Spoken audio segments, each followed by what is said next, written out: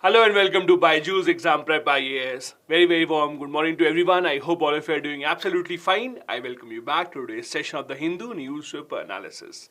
The one place where we analyze the most important news stories of the Hindu newspaper, both on the prelims and the mains examination point of view. Just a quick reminder, as you know, this session is followed up by a quiz on our Telegram channel. The quiz is based on the articles that we discuss here for you. So make sure that you're a part of our Telegram channel and you take part in that quiz as well, just to see how much you have grasped from today's session.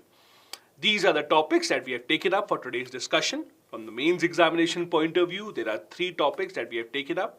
Number one, the Government of India's decision to overhaul the criminal laws in India. Now, although there have been multiple articles written on this topic, the reason why this particular article, that is today's article, is slightly different is because the author is not discussing about the content of the new law. The author is discussing a very important point, that is the renaming of the law. The author is saying, why is it that we have given Hindi names to the new laws? What about those people who are not familiar with Hindi? What about those lawyers that are not good with Hindi? What about those judges that are not familiar with Hindi? So just because the government wants to spread the use of Hindi all across the country, that doesn't mean the most important criminal laws should be titled in Hindi. That is the first topic. Second topic is about the pilot fatigue in India. Unfortunately, there have been multiple news coming in. Multiple pilots collapsing. Couple of them have even died. You would have just seen a few days back, there was a news of a pilot in Nagpur, in fact, collapsing on the boarding of the aircraft on the tarmac and later on declared dead. He was just about to board the flight. This has brought to light again a question of, are the pilots in India too fatigued? Is their workload too much? Is their workload not being managed properly? Then we'll be discussing about the Katchatheevu controversy. As you know, the Prime Minister during his Independence Day speech and before that in the Parliament he had actually talked about how the previous governments have given away certain areas of our motherland to other countries. In the Parliament, when he was speaking on the no confidence motion, he talked about how we have given this part of our territory to Sri Lanka. We'll be discussing what that controversy is. Then from the prelims examination point of view, we'll be discussing first RBI's pilot project for frictionless credit. Basically, RBI is trying to make it easier for the banks to give loans to people, making sure that the loan process does not have to involve any paper. It can all be done online, 100% digital.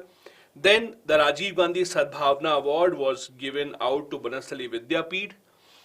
The next news is Russia's lunar mission, that is Lunar 25, has crashed, and now Chandrayaan-3 is the only one that is in the race right now to reach the lunar surface. Then the FIFA Women World Cup concluded yesterday with Spain winning their first title, and in the end we'll be discussing from science, what do you mean by superconductivity? Why is it still the biggest question in front of scientists all around the world? Let's begin without any further delay with the first topic. As I said, the first article is based on the Government of India's decision to overhaul the IPC, the CRPC and the Indian Evidence Act. Now, there have been multiple articles written on why is it good or is it not good. Many people have given their point of view that it is good that we are now getting rid of a colonial legacy. It is good because we wanted a lot of new laws to come in, definitions were missing, new types of crimes had come up. On the other hand, many people criticize the law also, saying that it is just renaming, it will make the job of the lawyers, judges, the police very difficult. But this author is not really concerned about the content of the law. The author here is just concerned about mostly the title of the laws. Now, you all would have seen this, how the new law titles are in Hindi. For example, the Indian Penal Code is now Bharatiya Nyaya Sanhita. The Code of Criminal Procedure, that is the CRPC, is Bharatiya Nagrik Suraksha Samhita. Similarly, Indian Evidence Act is now Bharatiya Sakshi Bill.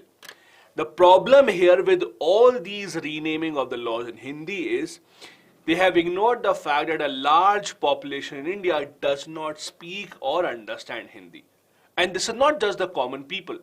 Even the lawyers that would have to study and remember this law, the judges who would have to adjudicate cases based on these laws, the police who would have to file the charge sheet, many of them are not familiar with the Hindi language. So how are you forcing them now to adopt a Hindi name?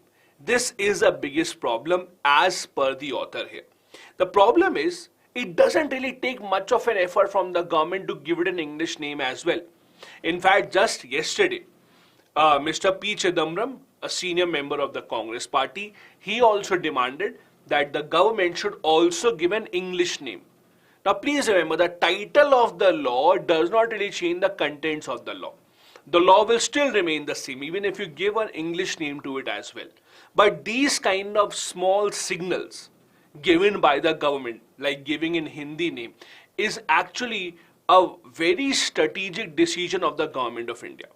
If you would have seen in the past few months, in fact past few years I should say, there have been multiple statements from the government, and as important as a home minister of the country, multiple times saying that Hindi should be the connecting thread of the entire country, that Hindi should be used as much as possible. There have been protests breaking out in Tamil Nadu, in Kerala also against it. This is seen to be a step in that direction itself. Even the Constitution of India does not really say that each of the important tests has to be in Hindi only. Like Article 348 of the Constitution says, all the authoritative text of all the acts passed by the Parliament or state legislature shall be in English language. That is why the very idea of these new criminal laws having their title only in Hindi goes against Article 348 of the Indian Constitution. Now, language has always been a very important issue in India. Multiple states in India have been formed on the basis of language. In fact, soon after independence, the biggest agitation to make a new state, that is Andhra, was on the basis of language only. Even after that, multiple states were formed on the basis of language. You can talk about Gujarat, Maharashtra, Punjab. All these states were carved out on the basis of language. We have had a violent history. In fact, as early as what you saw in West Bengal just a few years back, there was a demand of Gorkha land. Gorkha land demand says that they have to, or they want to carve out certain areas out of West Bengal, that is the Nepali speaking population. They want to name it as Gorkha land. So an issue that has been violent, that has a violent history in India, should not be played with by the government. Language has been an integral part of our culture. In fact, the government of India's decision is being seen as an imposition on linguistic minority. The government of India making statements such as Hindi should be accepted as the national language, it should be the connecting thread, etc., has not gone down well with multiple states, especially in non-Hindi speaking states in South India. Even the National Education Policy 2020 was seen as an attempt to impose the Hindi language. And this government decision to name such important bills in Hindi language just seems to be a step in that direction only. Now, the government of India or the people who support this bill might have one argument. The argument is that since Hindi is the language spoken by the majority of population in the country, it is only fair that the law has the name in Hindi. But the problem is, this is the definition of majoritarianism. When you impose the will of the majority, just because a majority thinks in a certain way, you think that everyone should think in the same manner, that is the definition of majoritarianism, which should not happen. Even the non-Hindi speaking states that do not want imposition of Hindi should be given a chance. This is the very reason why English, along with Hindi, was given the status of the official language of India when the Constituent Assembly was discussing this matter. And the same status exists even today. English still remains the language of the law, language of the court. As you know, in the Supreme Court, the proceedings happen in English. In the High Courts also, If the governor allows, then they can switch to other language, but by default, the language of High Court also will remain as English only. These are such important laws where you cannot take a chance, as in, you cannot take a chance with lawyers, judges, etc., having any issue in the understanding of the language. And that is why the government should accept this suggestion and at least give another name, an English name that can be used here. Now, there is also one more thing that you have to understand. Whenever a government has to make a big policy decision or a big policy change in the country, the one way is to announce these huge changes, but the other way also to do it by bits and pieces. And this is being seen as an attempt by the government to impose Hindi in the country by bits and pieces. Like for example, we just saw last year only, there was this parliamentary panel that had recommended that even the language in the IITs and the IIMs, as much as possible, should be Hindi. In fact, that also raised eyebrows because students in IITs and IIMs come from all across the country. How can you force the students coming into these primary institutes to learn and understand one single language?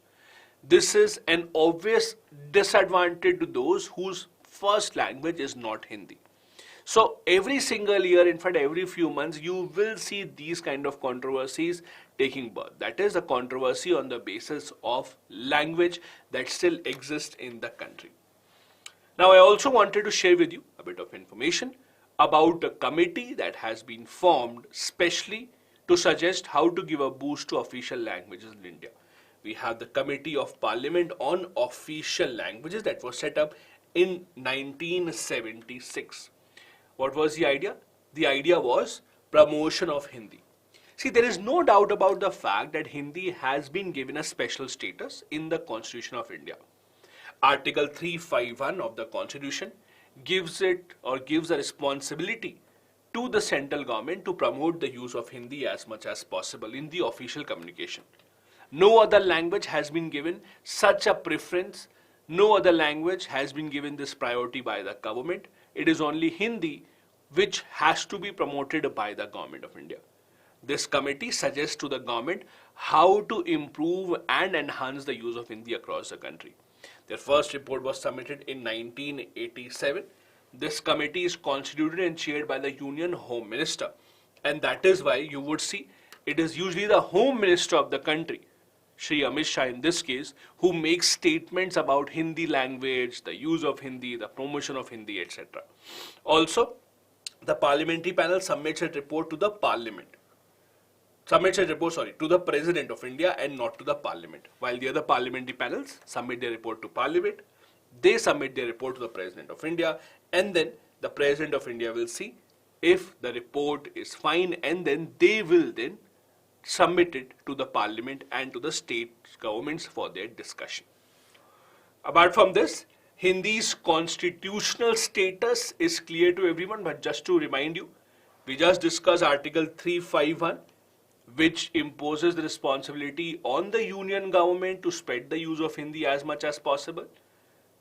In the higher judiciary, that is the Supreme Court and the High Court, by default, although English remains the language, however, Article 348 does give the power to the governor that with the consent of the president, they can authorize the use of Hindi or other languages in the state high courts, and that has happened.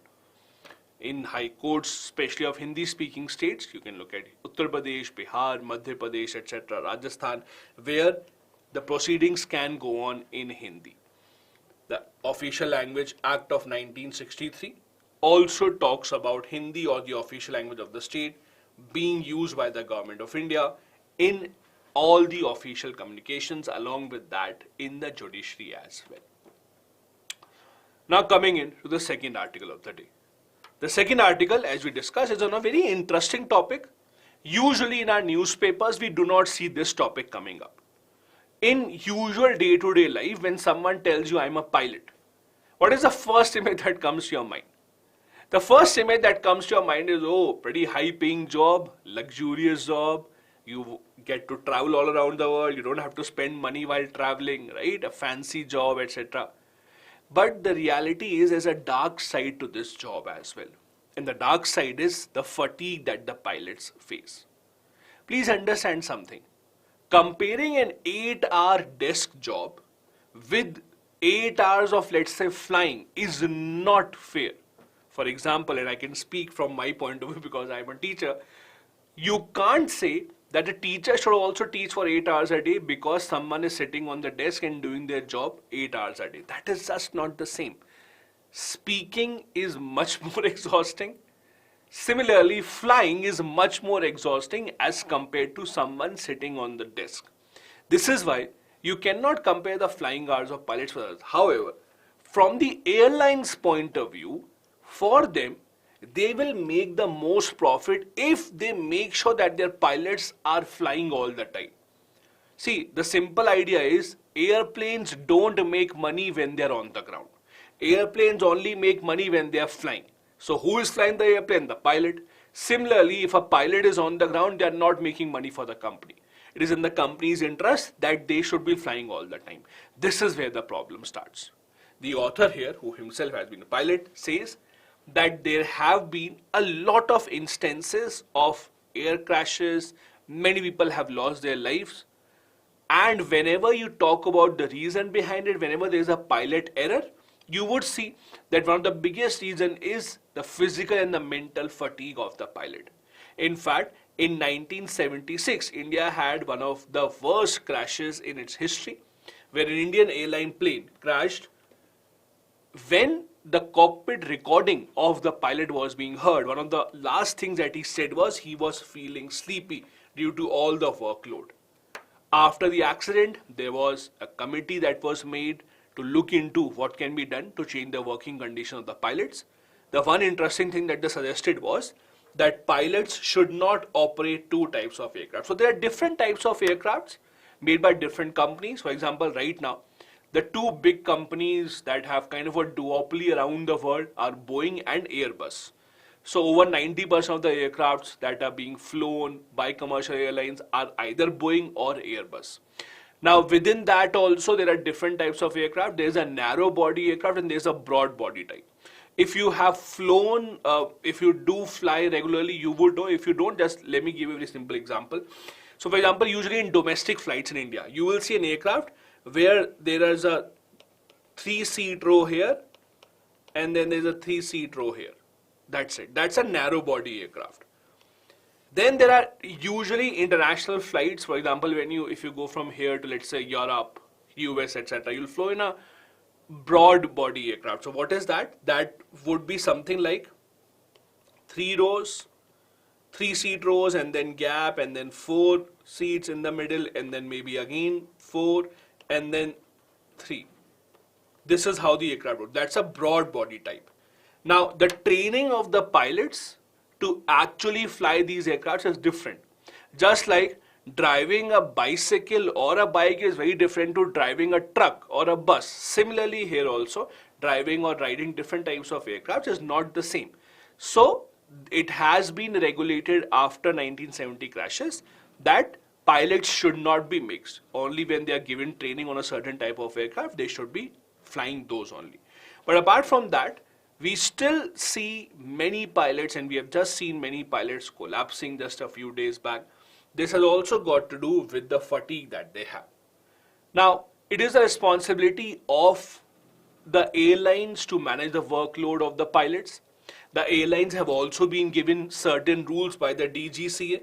Those rules are called flight and duty time limitation. I'll just come to that. What exactly is this? But around the world, we have seen that airlines are suffering from this problem. The problem in India is even worse. There's a very famous quote, I don't know if you have heard of it. The quote is, the easiest way to become a millionaire is to start as a billionaire and then start an airline business. That's how you become a millionaire. I'll repeat. The easiest way to become a millionaire is to become a billionaire first and then start an airline. What does it suggest? It suggests that running an airline is extremely tough. Running a profitable airline is even tougher. We have seen so many airlines going bankrupt time and time again. So it is a lot of pressure on the airlines to make profit somehow. And they then resort to the pilots flying more and more and more. Now, you also would have seen, again, if you fly often or if you have taken an aircraft, you would have noticed mostly there are at least two pilots. There are at least two pilots. When you sit in the aircraft, the pilots will talk to you and they'll say, this is the pilot and this is also the helping pilot or the first officer. So there is a pilot and there's a co-pilot as well. There are two pilots required. Why? Because again, in case of an emergency. Just saw what happened in Nagpur a few days back. The pilot collapsed, had a heart attack and died just before boarding the flight. What if the same would have happened if he was in the aircraft? That is why we have two pilots. Now, if there are very long flights, so there are very, very long flights. For example, let's say there's a flight going from USA to Australia. Very long flights, then we even have 3 or 4 pilots. But on international flights, on domestic flights, we usually don't have more than 2 pilots. It's international, very long haul flights that you have 3 or even 4 pilots that can take turns. So basically, if you ask any expert, the plane is flown by one single pilot only. The other one is just as a backup if something wrong happens. Now, what happens is if something wrong happens to pilot, the co-pilot is there, should be trained properly to handle the aircraft. But as per the author, who has worked in the industry himself, he said that the co-pilots in most cases are not well trained enough. They are trainee pilots kind of a thing. They are not paid enough. They are not full-time pilots. They are usually in that chair and may not be able to handle if the situation becomes very bad. It's mostly box ticking exercise because it is mandatory, so the airline has to have a co-pilot, but they don't really invest a lot on their training as well. This is the other part of the problem. Now, as I said, the fatigue level is different for different people. Landing an aircraft, flying an aircraft, being in different time zones, especially when you are flying internationally, it takes a toll on your body. We have a jet lag problem, the body does not really recuperate with it. So all of that has an issue. In fact, more than 60 years ago, there was a study conducted according to which if a pilot is landing in adverse weather conditions, the heart level can go to more than 240 beats per minute, which is very, very, very high as compared to what the usual heartbeat level has to be. And when the pilots are deprived of sleep, or they are not allowed to rest, it can lead to disastrous consequences. For example, usually at international airlines, the author says that pilots, etc., are given 2 days of off in a week. Flight staff in India, that is the pilots, air hostess, they only get 1 day off. The ground staff who work at the airport, they get 2 days off in a week. That is also a big problem. Because see, people take flights 24/7. You can fly at 12 in the night, 1 a.m. in the night. The pilot still has to be awake to make sure that they are flying the aircraft safely. So their working conditions are not the same. They are not in a 9 to 5 or a 9 to 6 job. They work 24/7. And this is where special care has to be taken for their body. Now, there are multiple examples of pilots being in distress, pilots not being in their full physical or mental condition. That is why many times they might in fact even deny taking the flight. Denial of taking the flight is still better considering that safety of a lot of people, hundreds of people is in their hand. But from the airline's point of view, it is the last option that they want. From the airline's point of view, they would want that the flight should not be cancelled. They would obviously want that the flight should go on as planned so that the people come back and the people pay full amount for them. Now, the article here makes a mention of something called flight duty time limitation norm. So this is what I want to share with you. What exactly is this? These are rules given by the DGCA. Also remember, DGCA is Directorate General of Civil Aviation. That is the body that looks into the norms and regulations of civil aviation in India. These are rules that talk about how much rest should be given to pilots and to the flying staff. For example, the norms include all the crew members can fly a maximum of 8 hours in a day, 35 hours in a week and 125 hours in a month. That is a maximum. and 1,000 hours in a year, not more than that. This is also in fact very, very high. Other rules include that every crew member should be given rest. They should be prorated twice the flight rate, meaning that, for example, if the flight time that you have taken is 8 hours, then before the next flight you should be given a rest of double of it. So rest should be at least 16 hours. This is the norm, subject to minimum of 10 hours in any 24 hours consecutively. All of these are norms given by the DGCA that the airlines are expected to follow, but in many cases, because they are chasing profit, many cases we will see the airlines not abiding by these norms 100%.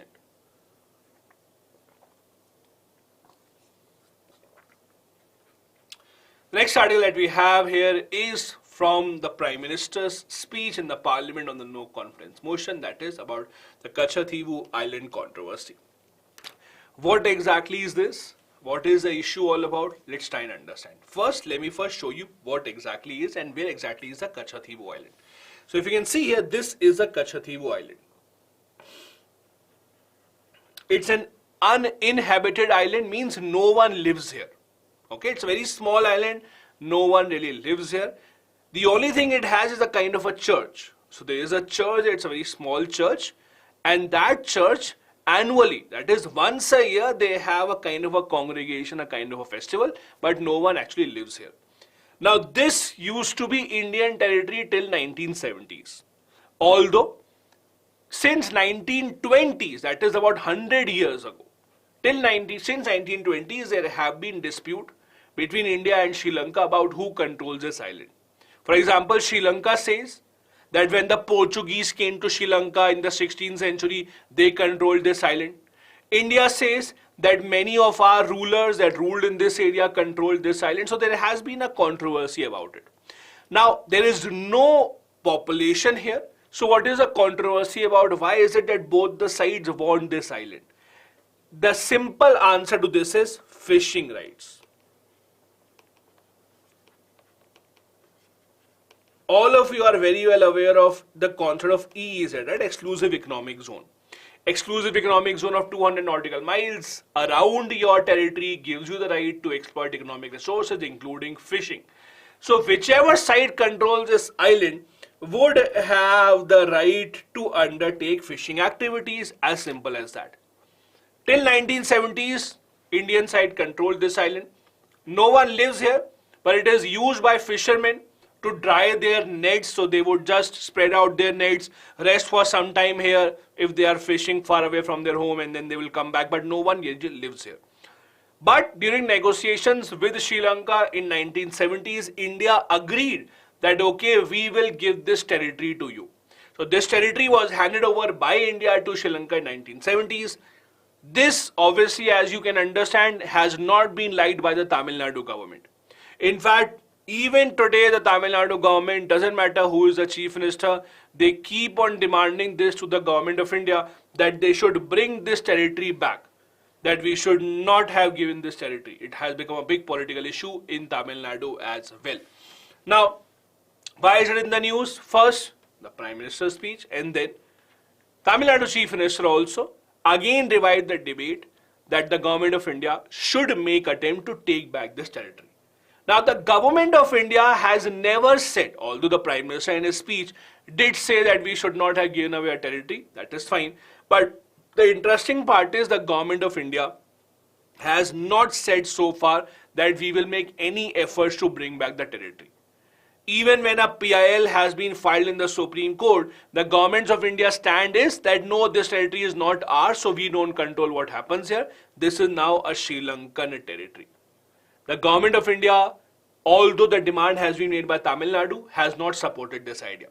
Tamil Nadu government says that the issue of fishermen, that is fishermen of Tamil Nadu being arrested by Sri Lanka time and time again, will only be resolved if Katchatheevu again becomes a part of India.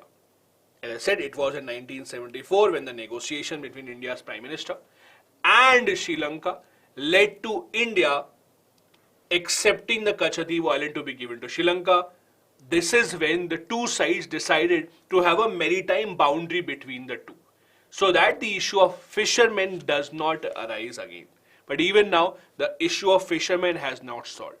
See, the idea is simple. If you look here, come back here, Sri Lanka for a very long time was going through a deadly civil war.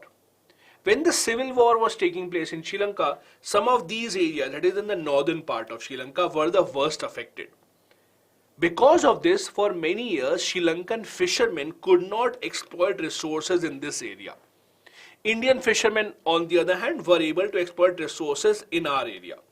So if you see today, fishing resources in India's water as compared to Sri Lanka's water, you will see fishing resources in Sri Lanka's water are much higher, much richer today as compared to Indian waters. The part of the reason is that Indian waters have already been exploited, while Sri Lankan waters still have not been exploited completely because of the civil war. So for Indian fishermen to find a good catch, they would have to go far and far away from their own territory.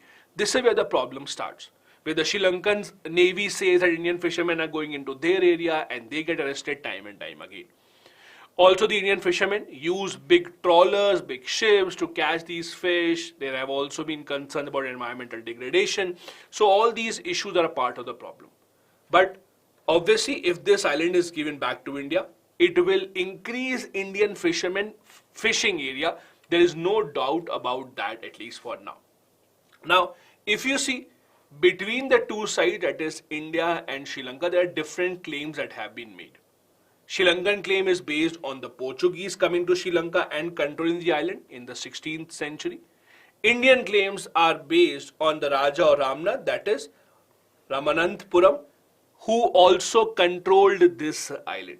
It was in 1974 agreement under which we saw that Indian government agreed to give this area to Sri Lanka. Now, as you know, the government of India cannot just give away an area, it has to be through a constitutional amendment only. Opposition members were against this, they staged a walkout, but the government at that time, the Congress party, was in complete majority, so they were able to very easily pass this bill. Now, this issue has not really died down ever. You might say that for some years, Tamil Nadu government did not really say anything about that. But since 1990s, every government in Tamil Nadu, doesn't matter who is the chief minister, keeps bringing up this issue. The DMK and the AIA-DMK, the two main political parties, the two main political rivals in Tamil Nadu, even when either of them comes to power, doesn't really matter who is the chief minister, late Jayalalitha or late Karunanidhi, both of them have raised these issues.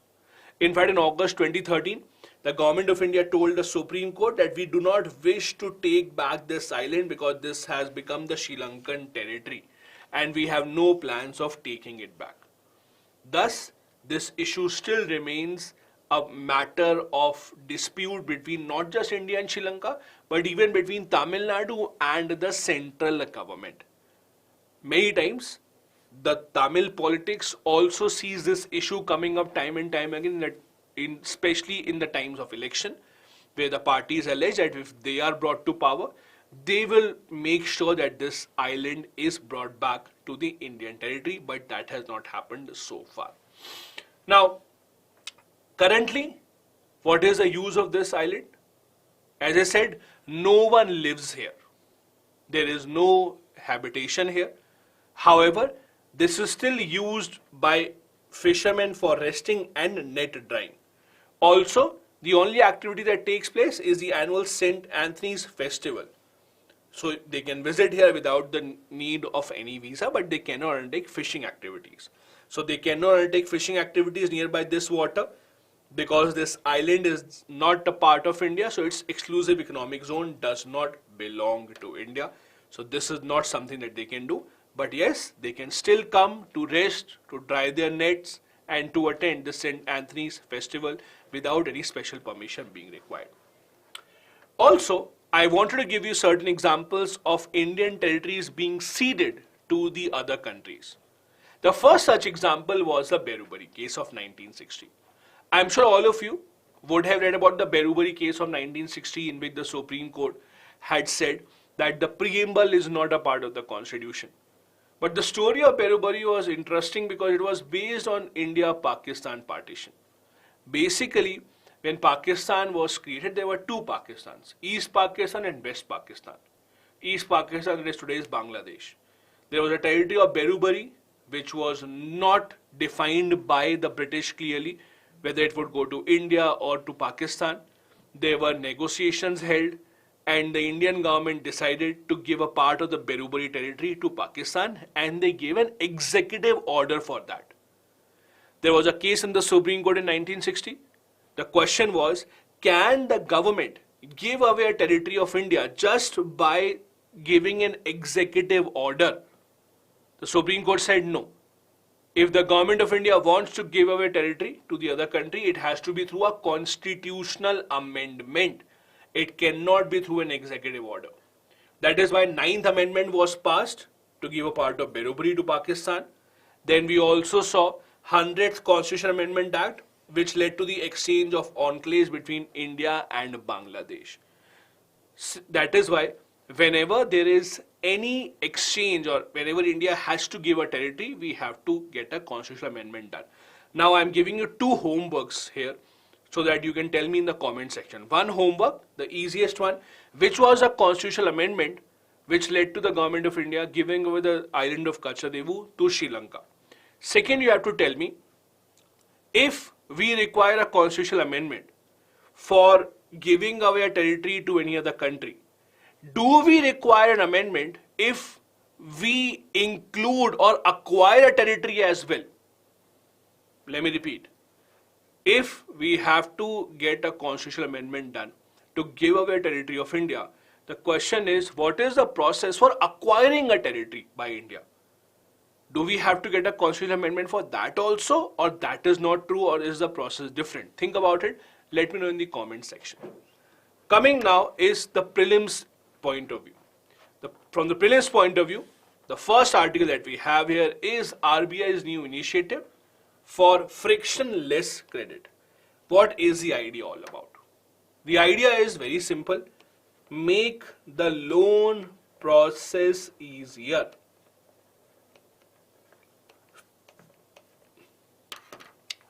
Now, in a lot of cases, even right now, especially in private banks, if you have a salary account, etc., many private banks give you loan offers where you may not even have to visit the bank. You can do most of the paperwork online. They will give you a pre-approved offer, you just have to say yes. But that is not true for most of the banking customers. For most of the customers, they will have to go to bank, fulfill the paperwork, get permission, get their credit score, submit documents, so on and so forth.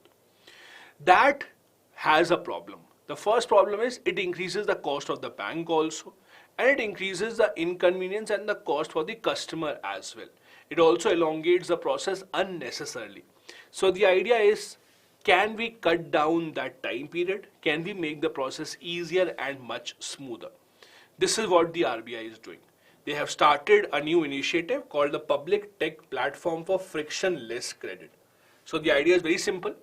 Digital delivery of credit, basically instant loans, or if not instant, loans without you having to visit anywhere.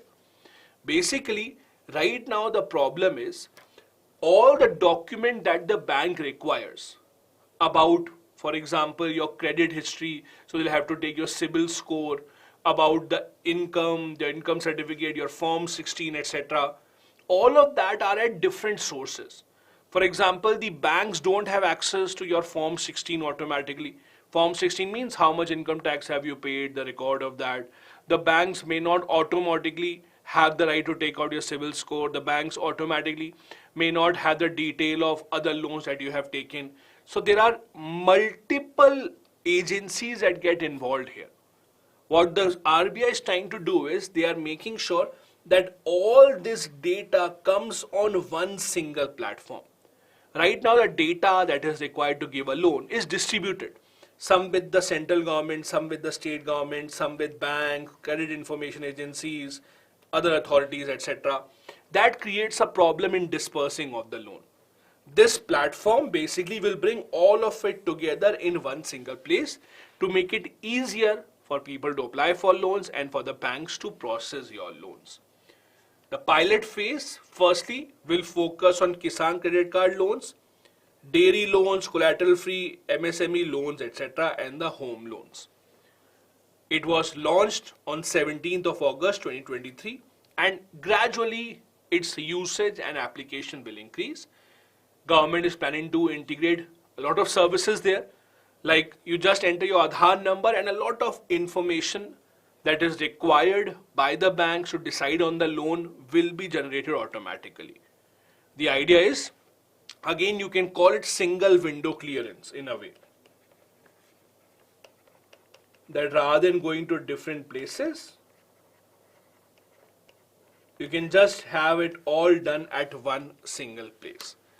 Purpose is very simple, making it easy for people to apply for loans and making it easier for the banks to get all the information, filter the information and give you the loan.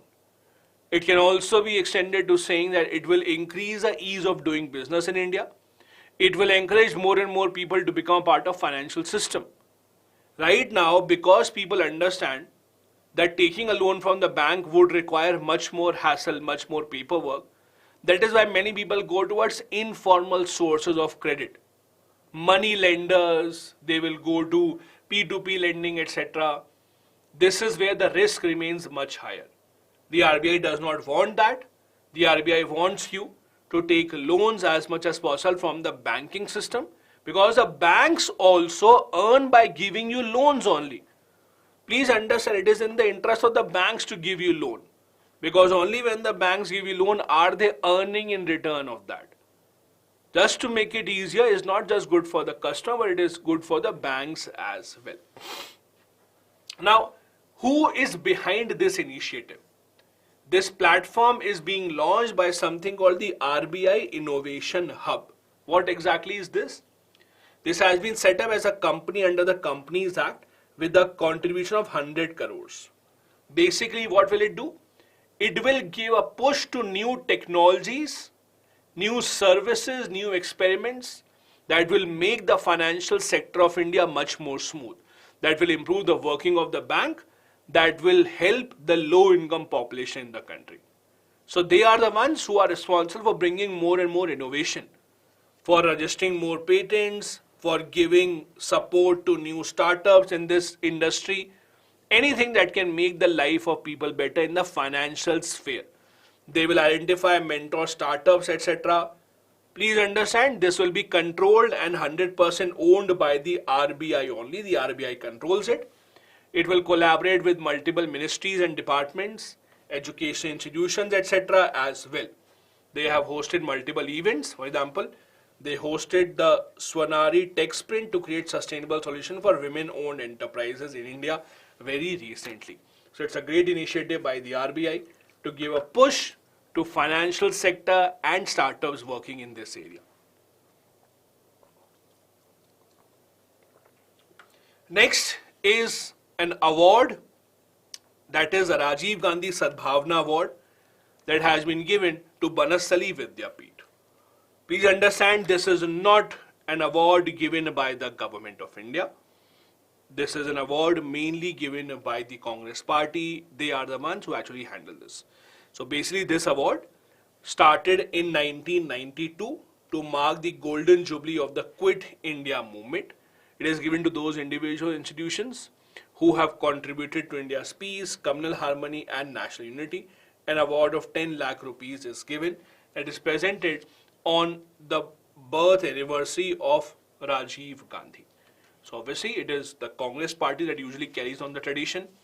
Sonia Gandhi spoke about a couple of important issues during this award ceremony, remembering about the contribution of Rajiv Gandhi when he was a Prime Minister. I'll give you some examples as well.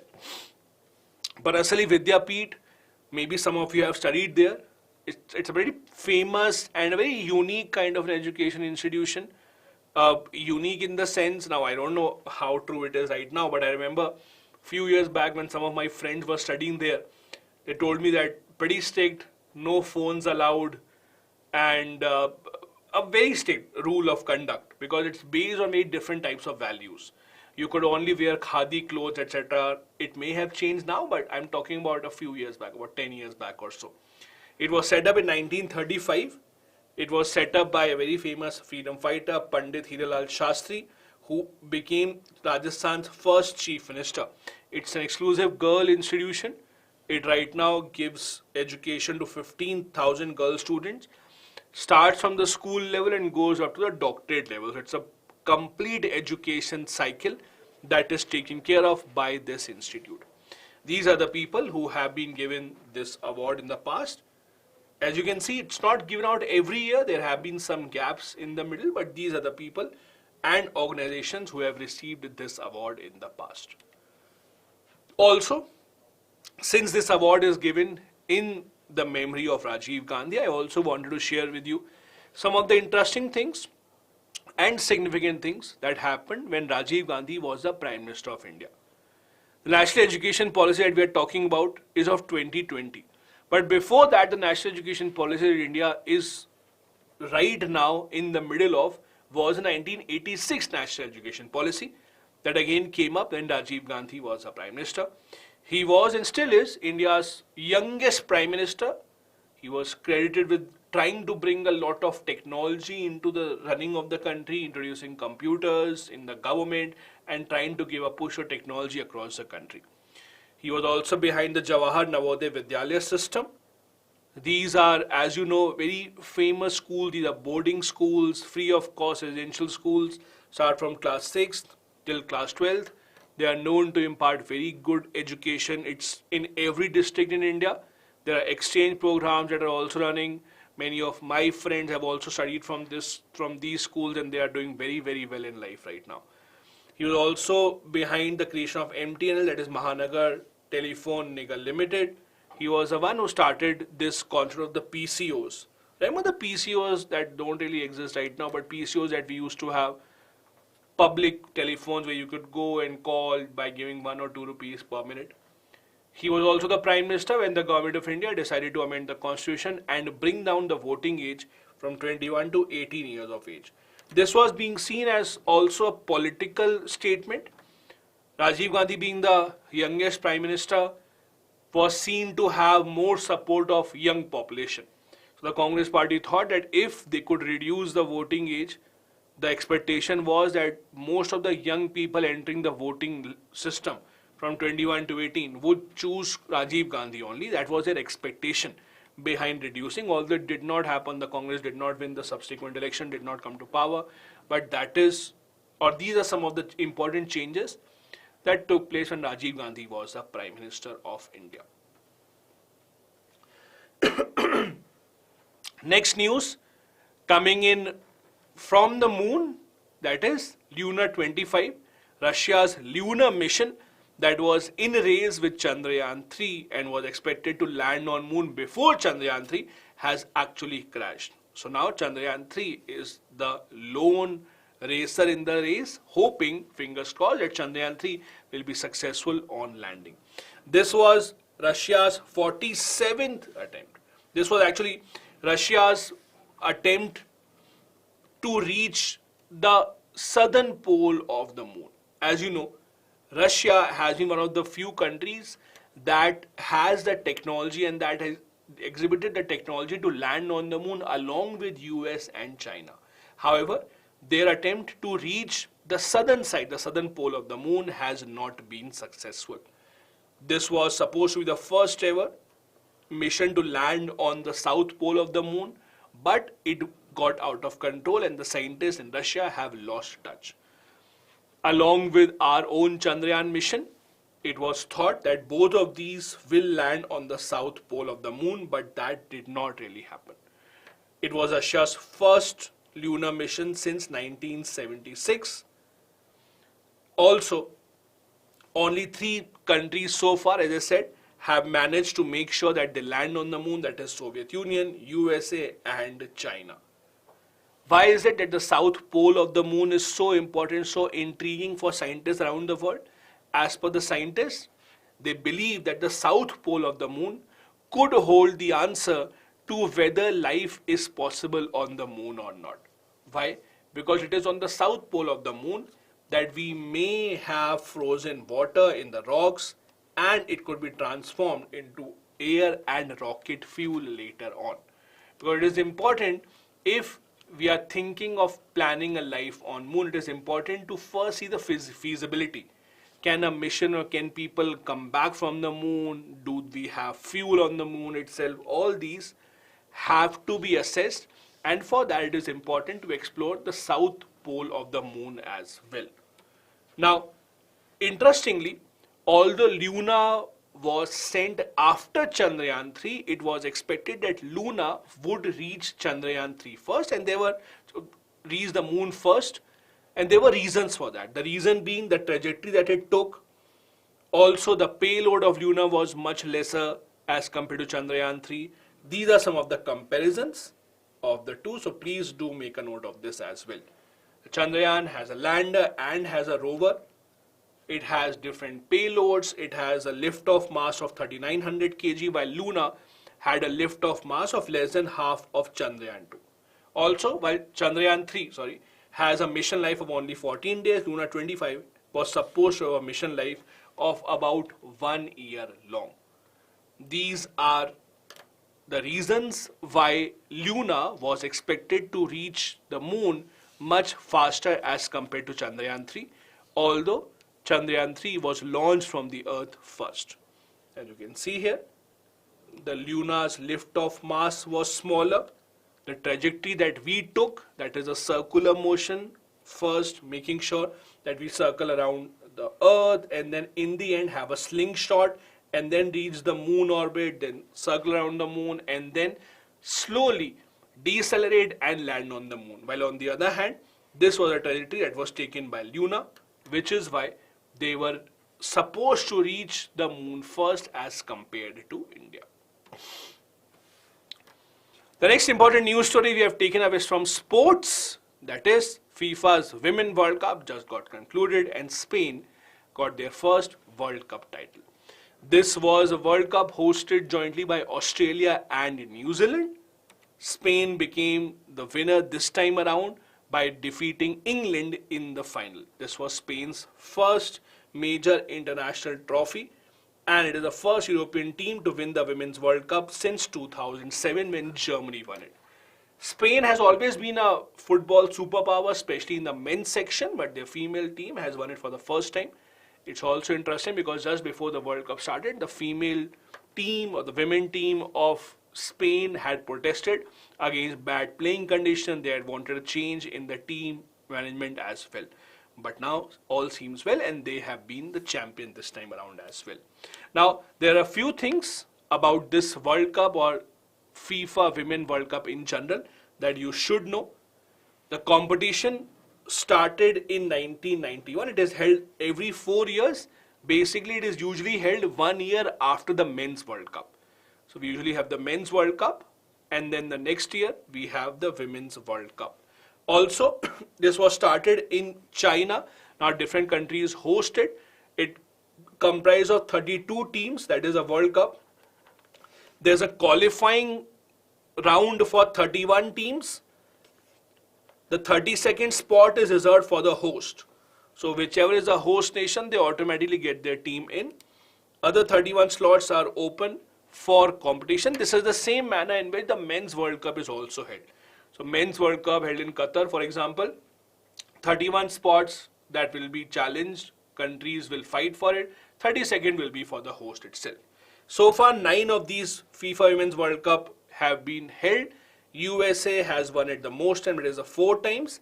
Other countries have won it, like Germany 2 titles, Japan, Norway, Spain with 1 title each. If you're interested to know about India, Indian team has never participated in the FIFA Women's World Cup. We have never been able to qualify.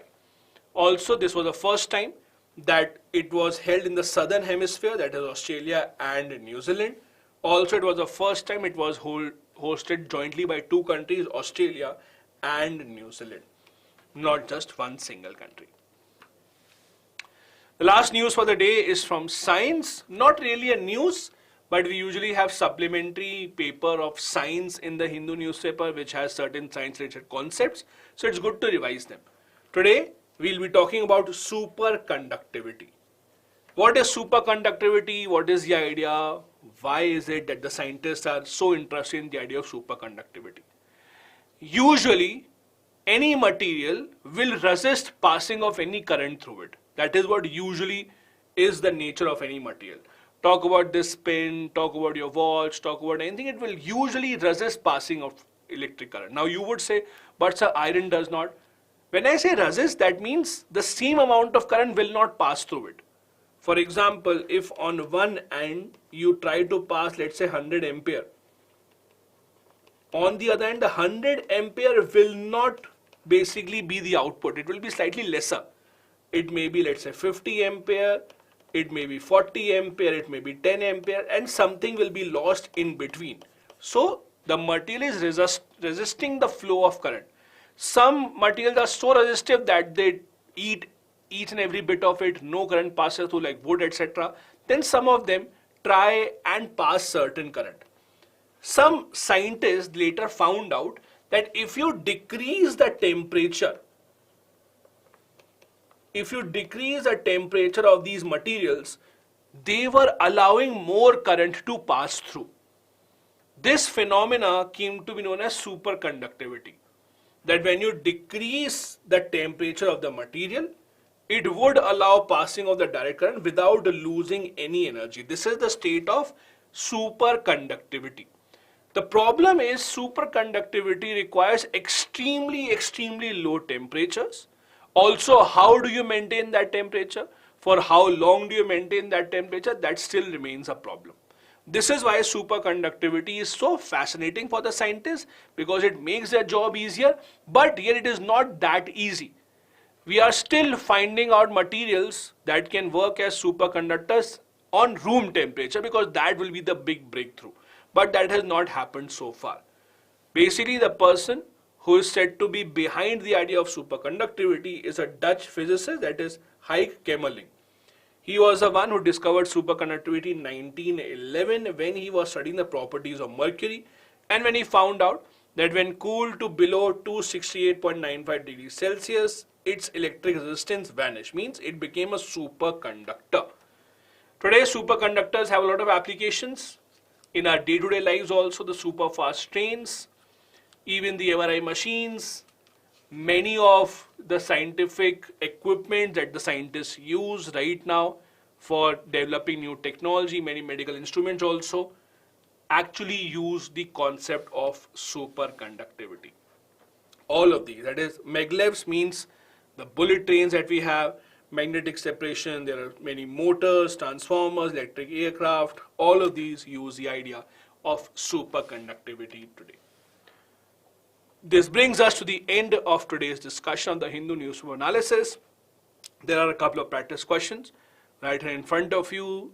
I hope you research about your homework as well and let me know in the comment section the answer to the questions I gave you. Number one, the amendment for the Katchatheevu island, and also what is the process if India wants to acquire a new territory and not give away a new territory. I'll see you tomorrow now, 10 a.m. with the next edition of the Hindu Newspaper Analysis. Have a good day ahead. Bye-bye. Jai Hind.